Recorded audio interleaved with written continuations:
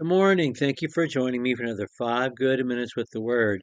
I'm Barry Bryson, and we're continuing our study of the book of Hosea. We're going to enter into the text of chapter 11. We're going to take a couple of sessions to look at chapter 11. We introduced it yesterday, and if you didn't listen to yesterday's, I ask you to go back and do that because this passage is a singularity in all human writing and all scripture. It's just, there's nothing else like it. And God nowhere else lets us listen to him talking to himself about what he has to do. Chapter 11, verses 1 through 7. When Israel was a youth, I loved him, and out of Egypt I called my son. The more they called them, the more they went from them.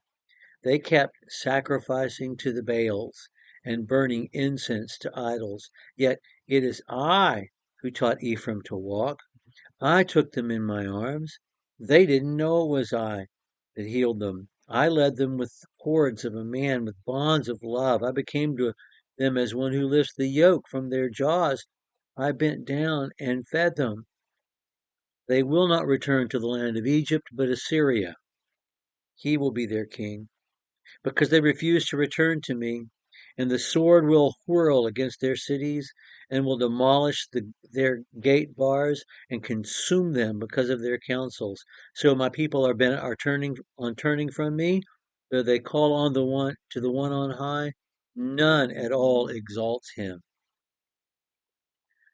We have the hurt, and then we have the the reaction to the hurt, which is the punishment, which is the accountability. In Israel, when Israel was a youth, I loved him, not just the nation, but Israel himself. Jacob, Jacob Jacob have I loved. Um, God loved Jacob. God took care of Jacob. God appeared to Jacob at Bethel and said, I am with you and I'm going to stick with you until I'm finished the work that I'm going to do on you. And God did. And God is the one who took him to Egypt, and God is the one who called the nation out of Egypt. But we have God very much being the parent and Israel, the nation, being very much the small child. He was my son. I loved him. I called him. Um, I healed him. I took care of him. I took them up in my arms.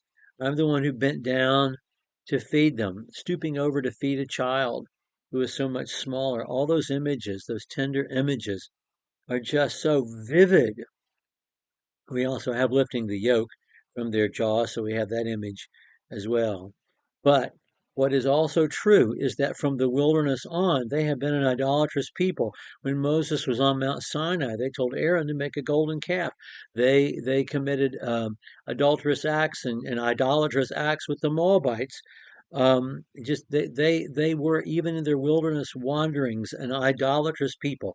Even with the pillar of smoke and the pillar of fire and Moses and Aaron and Joshua with them, and manna coming down every day, water from the rock, and quail coming into the camp, they were still an idolatrous people from the very beginning. And so God says, I'm not going to send them back to Egypt. They're going to Assyria. This is much worse.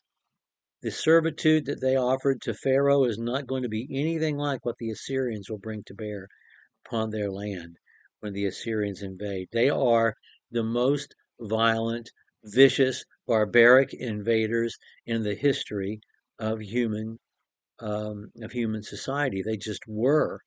Their atrocities exceed anyone else that you want to mention. You want to mention the Huns, the Pol Pot, Hitler.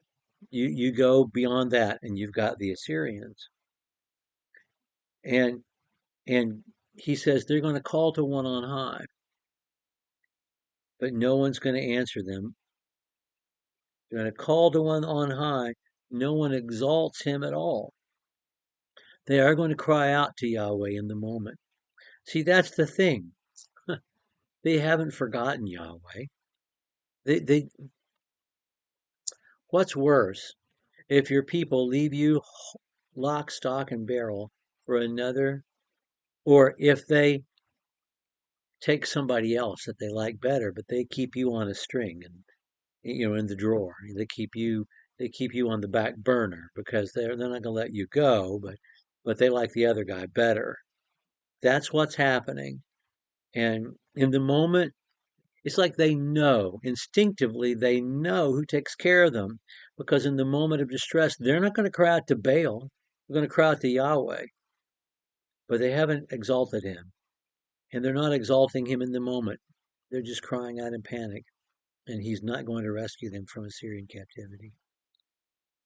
Well, he's not going to rescue them from Assyrian captivity, but he is going to relent in a large degree. And he talks about that next time. We'll pick up with verse 8. Thank you for joining me for another 5 good minutes with the Word.